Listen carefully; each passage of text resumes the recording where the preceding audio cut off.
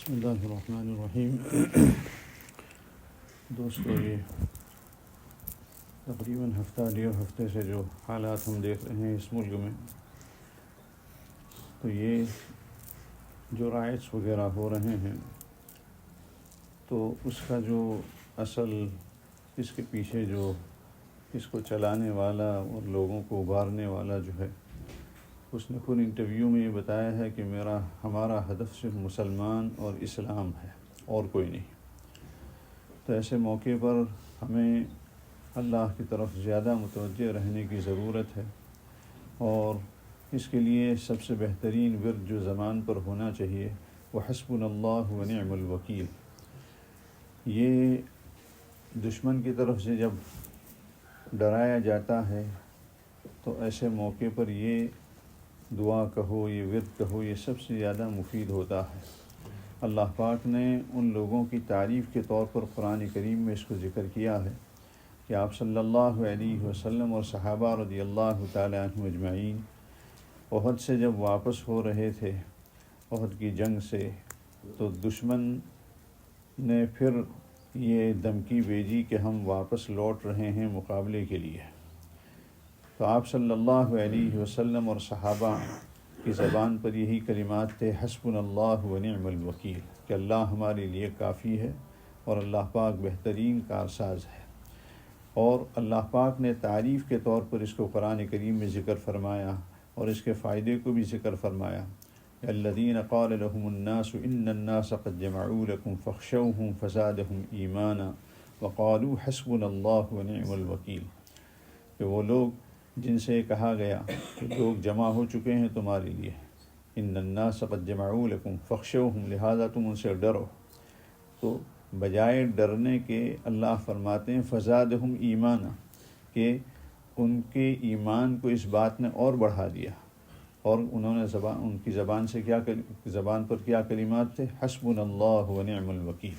کہ اللہ ہمارے لیے کافی ہے اور اللہ بہترین کارساز ہے۔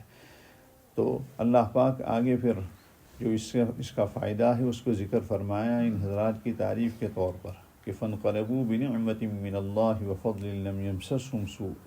کہ یہ لوگ واپس لوٹے اللہ کی نعمت اور اللہ کے فضل کے ساتھ، اللہ کے فضل کو لے کر۔ لم یمسسہم سوء، کہ ان کو کوئی تکلیف نے، کسی برائی نے ان کو چھویا نہیں۔ اللہ کی نعمت اور فضل کیا تھا کہ دشمن کے مقابلے سے اللہ نے ان کو بچا لیا، اور دشمن کے دل میں اللہ پاک نے رعب ڈال دیا، اور جس کی وجہ سے ان کو کوئی تکلیف نہیں پہنچی۔ واتبعوا رضوان اللہ، اور انہوں نے اللہ کی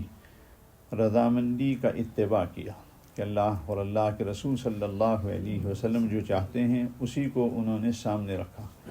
واللہ ذو فضل عظیم، اور اللہ پاک بڑے فضل والے ہیں۔ تو اس موقع پر ہمیں بھی اس کو خاص طور پر پڑھنا چاہیے، اور اسی طرح اللہم انا نجعلک فی نحورہم ونعوذ بک من شرورہم، اس کو بھی کثرت سے پڑھنا چاہیے۔ اور خاص طور پر ایک بات کا خیال رہے کہ اس موقع پر ہماری طرف سے کوئی ایسی حرکت نہ ہو، ایسا کام نہ ہو کہ جس سے جو ہمارے خلاف جس کو استعمال کیا جا سکے، اس لیے کہ دشمن یہ چاہ رہے ہیں کہ مسلمانوں کی طرف سے کوئی ایسا ریاکشن ہو کہ جو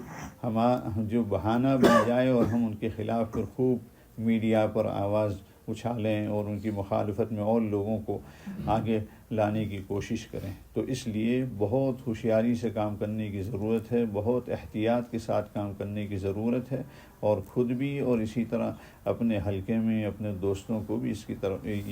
یہ بات ان کے ذہن میں بھی بٹھائی جائے کہ یہ تو بہانہ تلاش کر رہے ہیں کہ اس طرح ہم حرکتیں کر ان مسجدوں پر کی طرف، مسجدوں کو ٹارگٹ بنا کر ہم مسلمانوں کو یہ جوش میں لے آئیں، تاکہ مسلمان کوئی ایسی حرکت کریں کہ جس سے پھر بہانہ ہمیں مل جائے مسلمانوں کی مزید مخالفت کرنے کا۔ تو اس لیے خاص طور پر ایسے موقع پر اللہ کی طرف ہمیں متوجہ بھی ہونا چاہیے، اور اسی طرح دعاؤں کا بھی خاص اہتمام کرنا چاہیے کہ اللہ پاک ہماری تمام مسجدوں کی اور مدرسوں کی اور اسلامی درسگاہوں کی اور مراکز اسلامیہ کی اللہ پاک پوری حفاظت فرمائے۔